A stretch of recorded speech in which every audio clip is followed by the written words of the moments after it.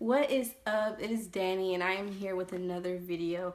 This is basically a little video about the military. I said that I was going to upload one, so I'm trying to get that out there now, trying to shoot out these videos as fast as I can. I actually just got off of work, but the main topic of this video is going to be like basic training for those of you who are projected to go to basic training or who are looking into joining.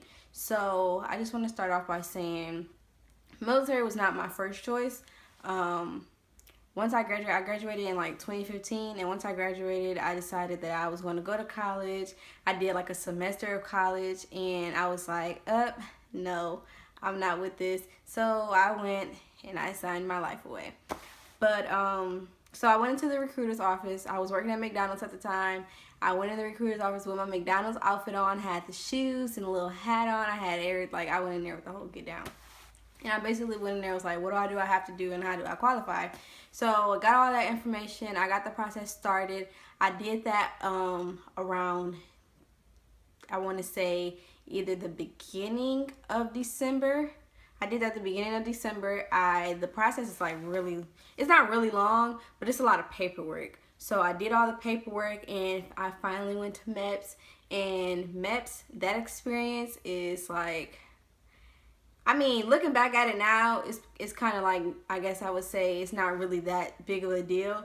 But like when you have like no military experience and you're just going into that kind of like situation and all that bull crap, it's kind of like, dang, I'm really about to do this. Like, this is like getting real. So when you go to MEPS, you go and well, I don't know how every other MEPS is, but I went and I stayed in a hotel. I was there for like 2 days, and I got there. My recruiter actually had someone drive me out to my MEPS. Went there, I ate dinner, and then I interacted with some of the people who are also going to MEPS. Now you'll see that there are actually people that might be in the Marines, that are going to the Navy, Army. It's not just Air Force that's at MEPS. Like it's everyone. Like everyone has to go to MEPS. So did that. The next day we had to wake up early as hell. They fed us breakfast and they put us on a bus to actually go to MEPS, like leaving from the hotel. So we went to the MEPS building or whatever, and it was just, that process is an all-day process. Like that process is like long as hell, like depending on your situation, because some people, when you go in a group, but some people might get stacked behind because they might have some medical issues that they lied about. They might have to do something else, like not security, but just stuff that they lied to the recruiter about, that the recruiter didn't know, or that because you'll notice, like, your recruiter, they will tell you not to say stuff because they want you to enlist. So they say don't say anything. But then you have those people who they have to say stuff because some of that stuff you can't join with having certain problems or certain stuff going on with you. But so I did that. You go through the line, you do like a medical examination, you do like a depth perception, eye exam, you do a hearing test, you pee in a cup for one, to make sure you don't have any drugs. They test for all drugs. Like so don't think that if you're doing drugs, don't think that you just gonna get in there easy, because they test for everything. They also test to see if you're pregnant. I know one girl, she didn't even know she was pregnant. She went to MEPS and they told her like, hey, you got a positive reading back. So that was But yeah, so you do all that, and then after you do that, that's pretty much it. That's your first go around when you go to MEPS. That's like when you enlist and you take the oath. Now, depending on, I know my situation, I was in the DEP program, and it's a not deployed, it's a, what is it called? Delayed entry program, sorry. So that means that I swore in, but I didn't actually, I wasn't actually in the Air Force yet until, my job opening was available. So I didn't really know what I wanted to do. Well, let me rephrase that. I knew what I wanted to do, but the job that I wanted to do, I had to be an officer. In order to come in as an officer, you have to have I believe a bachelor's degree. And I didn't have that. I was fresh, kind of fresh out of high school with only a semester of college. So, of course, I didn't have a degree. So I had to go in on the enlisted side. So enlisted-wise, I did not know what I wanted to do. So I just told my recruiter, hey, whatever, my highest testing was in admin. which I don't know how, because I do not like desk jobs or that setting. But I said, whatever job you can find me in the highest admin portion, then that's the job I'm gonna go for. I can't remember what my first choice was. It was something, but I was just like, hey, if that's what I got, then that's what I got. That's what I'm gonna do. So I got that, and I wasn't scheduled to leave until June, the middle of June, and then my birthday is April 16th. He texted me on April 10th and was like, hey, there's a new position that opened up. You can go in, but you'll have to go in open, and you can leave on the 26th of April. But like, you don't have a job yet. When you go in open, if you go in open general, open mechanic, open admin, or whatever, you go in open, you pretty much, it's a wild card. You don't know what kind of job you're going to get until like your 6th week of basic, when you actually go and see your options.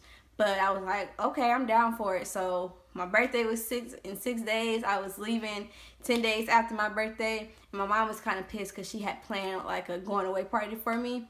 And she was hoping it'd be in June, and having it like 10 days, me leaving, it was kind of like it wasn't exactly like enough time for her to plan it how she wanted to. So I had left without it going away. So April 25th, I went down to MEPS, and I went through the whole process. Like, you go through the process again. I went through that whole process because, remember, I was in the delayed entry program from December to April. So when you're in DEP, you just meet with your recruiter like once, I think it's once a month. Yeah, I can't remember. I think it's once a month. You meet with your recruiter and other people in the DEP program. You meet with them once a month, and you guys like go over reporting procedures, just procedures in general, like when you go to basic, how to reporting statements, all that bull crap. So that's what we did. And then we did a little fitness. Like, every recruiter is different. Some people want you to work more on fitness, some people want you to do more on procedures. It's just depending on your recruiter. But I went to MEPS, and then I officially swore in. Now, the first time I swore in, it was just to get me like in the military, but not actually start the military, if that makes sense. Like, I wasn't getting paid for it. And then when I went in April 26th started my payday, because that's when I signed my contract, and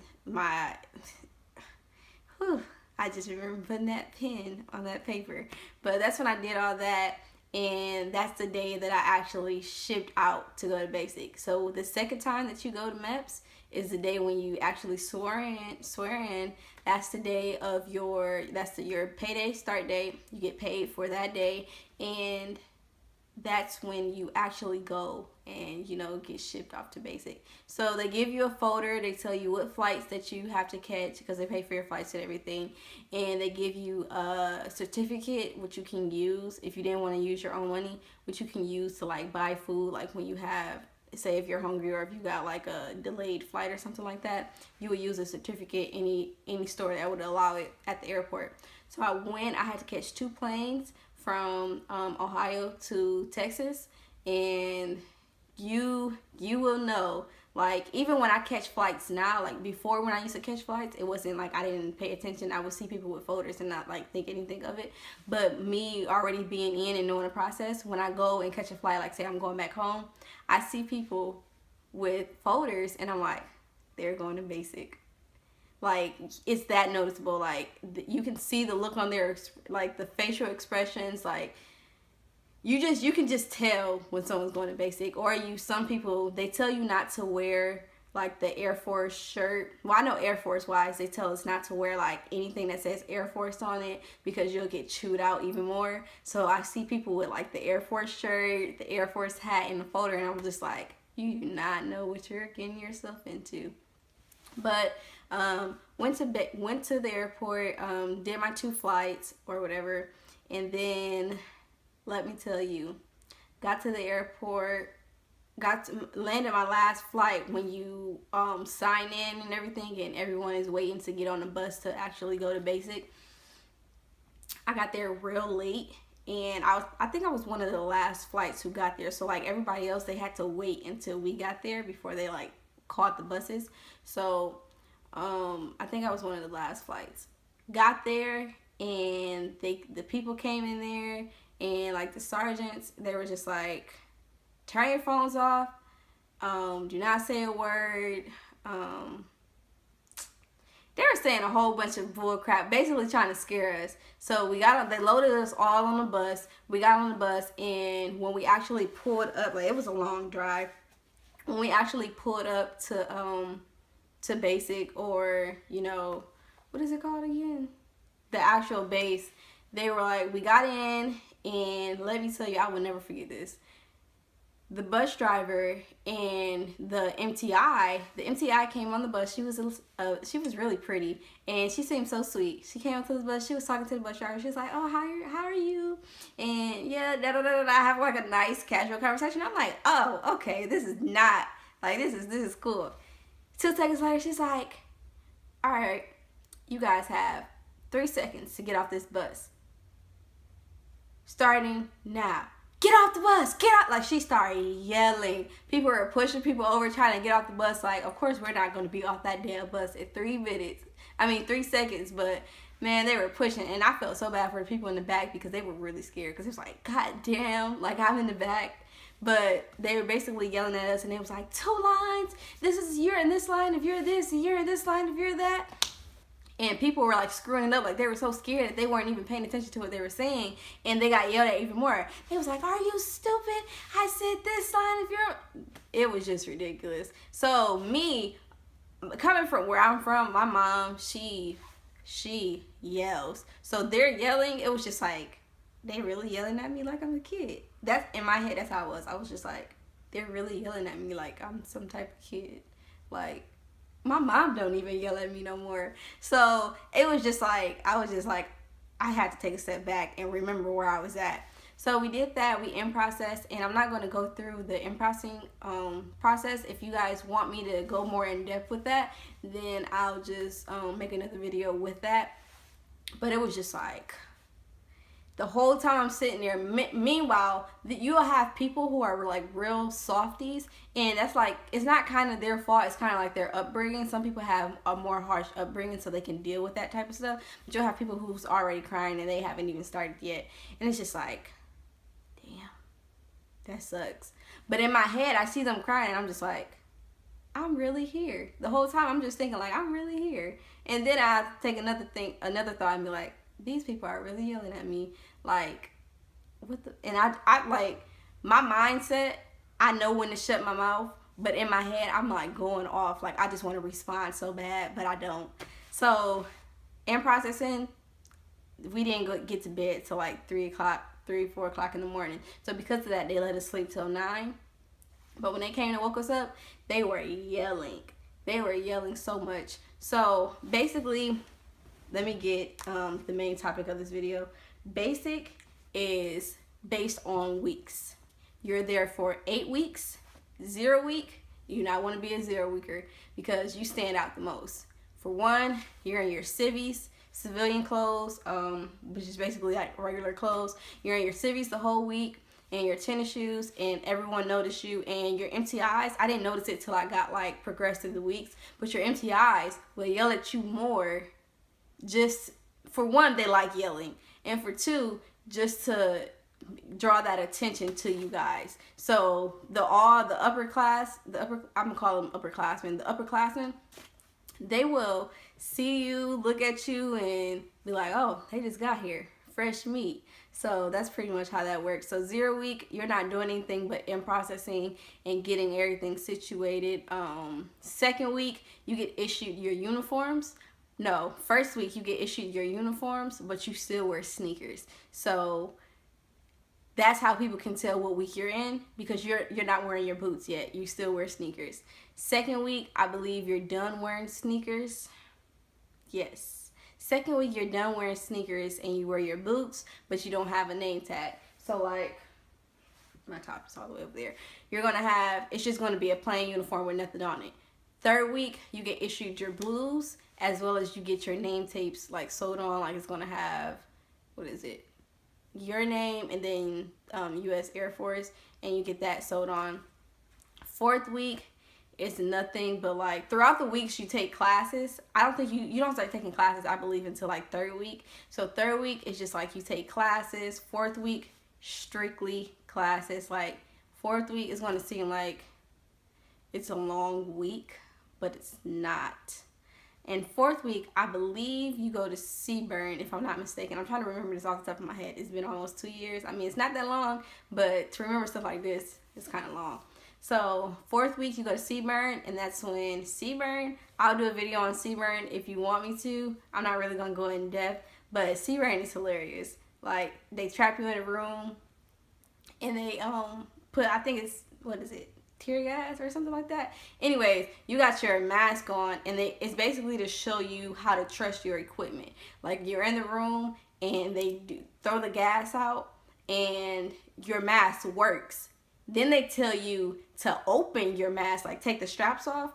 Not take your mask off, but take the straps off, because it basically shows you how important it is to make sure that you have everything on there, like everything is done correctly, as well as letting you know that you can trust your equipment. Because as soon as you untake them straps, skin starts burning, because you got all this gear on, so it's protecting your skin. Skin starts burning, and as soon as you inhale it, that's when, that's the funny part. You start choking, you start coughing, you just like can't breathe, and everyone is freaking out. So that's Seaburn. So every week you have something to look forward to, except for 0 week and your first week. Second week, you look forward to getting your uniforms. Third week, you look forward to getting your blues. Fourth week, you look forward to going to Seaburn. And fifth week is Beast. That's when you go, and it's like a kind of like a deployment. Like, they put you outside, you stay in tents, and it's just a lot. Like, you're not in the dorms anymore. You're outside, like you're in it's like kind of like a deployed environment. I'll do incorporate, if you want me to go in depth with this stuff, just let me know in the comments, and I'll make separate videos, or I'll just combine it, going in depth with each topic that you want me to talk about. But see, Beast, that's a nasty week. The showers are disgusting. The food, you don't get hot. You get one hot meal a day, and then you're in MREs. MREs are basically like packaged food, and some MREs are good. Like, if I could eat Chili Mac, when you go to basic, if you ever get a chance to eat Chili Mac, eat Chili Mac. That's the best MRE. That is the best. And then sometimes you don't get lucky and you don't get candy. Like some people, every time I got an MRE, I did not get candy. People got Skittles, sour Skittles, cookies, animal crackers. Look at me, I got crackers and peanut butter. I never got the good stuff. But a lot of people trade as well. But that's Beast, 5th week. 6th week, that's a good week. 6th week is when you wear your blues that whole week. And it's just basically like, hey, I'm about to graduate. And everyone knows it because you wear your blues every day. And so everyone knows it. They're just like, oh, I know how I felt when I was like 2nd week and I seen people wearing their blues. I'm like, oh my gosh, they look so good. Like, they about to be out of here. So that's 6th week. 7th week is graduation. That's when you basically spend that little week with, you do a lot of rehearsals, like 6th week and 7th week. I think 5th week starts, no, 6th week and 7th week is when you start like rehearsing, like marching. I love marching. Like, just the rhythm, like me marching, like me stepping my foot on the ground in coordinates with the beat or the drums. It was just like, it was a good feeling to actually be able to march and be like so serious. I love that. That was the best part. Like, it was hot as hell because it was like around, what was it? June. It was around June. So it was hot as hell. But yeah, that was really good. So 7th week is graduation. Your family comes down and you get to spend some time with them. They get to see you march, and you get to show them your dorm, show them around the area. You don't ever get to go off base only when you're with your family. You get times where you get like some personal time, and you can like go to the BX and stuff and like hang out with friends, like meet other people from different flights and make phone calls home. But that's only when you're in 6th week. And I think 4th week you get to go to the BX. But other than that, you only get to go to the BX when you have to get something. But 6th week and 6th week is when, and 8th week is when you get to like go to the BX whenever you have free time. So after graduation, you got 8th week. They just added this. I know a couple flights before me, like they didn't have it, but it's called Airman's Week that week. I don't really like Airman's Week. I mean, it's different. It's a different like feel and different surrounding, but I didn't like Airman's Week. It was too much talking. You basically you're still in dorms with females, but in the classroom setting, you're with males and females. So instead of separating y'all, they collide you guys together. You talk about different situations, how to prevent stuff, and you do a lot of scenarios. So that's pretty much what that is. But the dining and the DFAC, you'll learn how to eat fast. Like, I already eat fast, but you'll learn how to eat fast. If you don't learn how to eat fast now, you are going to be starving, because you only get you don't get that much time to eat. But you still want to eat enough to where you're not hungry later on in the day, because you can't take food back in the dorm. There is no food. People still snug like crackers and like will stuff them in their boots and stuff like that, crackers and peanut butter. But you can't take food back in the dorm. But DFAC is, I remember one time, the only thing I remember from the DFAC is I was sitting down, I was eating my breakfast, somebody was getting chewed out. And this was like my first or second week. Like, I think I still had on sneakers, but somebody was getting chewed out. And I'm nosy. I'm a nosy ass person. So I'm looking at the person that's getting chewed out while I'm drinking my orange juice. NTI sitting in the snake pit. He's like, "Train me with the orange juice. You are so nosy." I'm like, oh shit. He's talking to me.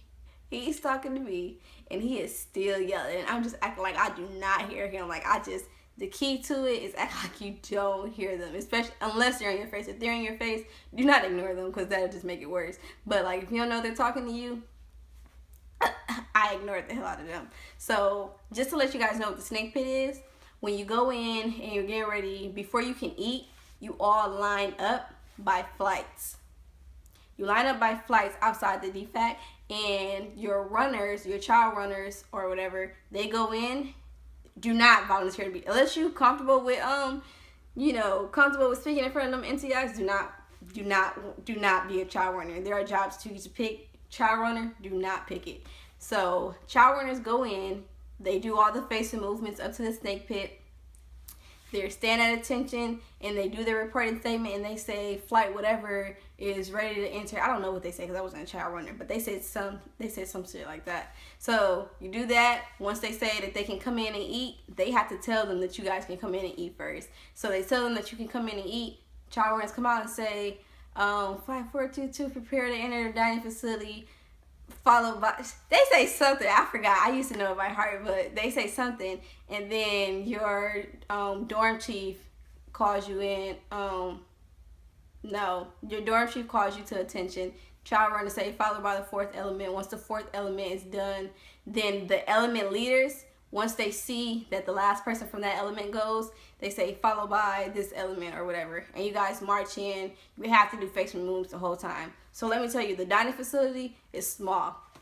The area that you march in to get to sign your name before you get your tray, let me tell you how that is so small, but you have to do every last facing movement. So it's like this big. You walk in, this is where you're going to be at. You walk in, facing movement, facing movement, facing movement, facing movement. You have to pivot right. You have to make sure your arms are swinging how they're supposed to. Because if an MTI is there and they see you not doing what you're supposed to do, like the facing move, they don't see you doing it how you're supposed to, they're going to call you out on it. So you better hope ain't no MTIs right there. But if they are, they're going to call you out on it. So that's that. That's pretty much it. I didn't want this video to be too long, and I just wanted to give you like a vague outlook about basic. Just a little update status about where I'm at now. I'm almost at my 2-year mark. I have like a few more months left. I'm almost at my 2-year mark. I went to tech school. My job is personnel. I did not pick personnel. It was given to me because, like I said, I came in open. My job is personnel. I came in. I got my base that I'm not going to tell you guys my base, but it's in Florida. I got one of the picks that I wanted. And I got here in around like September. Not this September, but like the previous September. I got here in September. And let me tell you, when I first got here, I stayed in the dorms. I'm 20. I stayed on my own before. So staying in the dorms, it was kind of like annoying because they do dorms checks. They check your room. They tell you how you can't have your own. You'll know once you go. I'll do a tech school video if you want me to as well. But you'll know once you go to tech school, they tell you what you can have on your sink and all that stuff. They just tell you how to have your whole setup. Like, you can't have heaters and stuff in your room. Like, it's basically like you're a child. You can't. So I didn't like staying in the dorms. So every base has a list where you can put your name on it and you can move out the dorms early. Because typically you're supposed to stay in the dorms for 3 years. No matter how old you are, if you do not have kids and if you are not married, then you have to stay in the dorms for 3 years. You could be 27 and you'll still be in the dorms with a whole bunch of 18-year-olds or however the people are. And that's where a lot of people in the military, you see they get married just to get married because they want to get out the dorms and they want to get that extra money. So me, I got lucky. I put my name on the list and I got there in September. I got out before people who have been there for 2 years. I got out in February. People who have been there for 2 years and they're just like, how the hell did you get out before me? So I got out. I moved into my nice townhouse, 2-bedroom, 2-bath, and I am basically back to living a normal life. I can't do everything I want to do. I used to do my hair in crazy styles, but I can't do that anymore. Everything is strict. It's a strict AFI. So that's pretty much, I got my life back a little bit, but not fully. But that's pretty much it. I'm sorry if I didn't go too much in detail. I didn't really want it to be a really long video. I just wanted to give people the kind of outlook on what to expect from basic and then from then on. If you guys want me to reiterate on anything and go more in depth about anything, just feel free to comment below and I will do that for you guys. Just remember to subscribe, like, and share, you know, the basic stuff. And thank you guys for watching.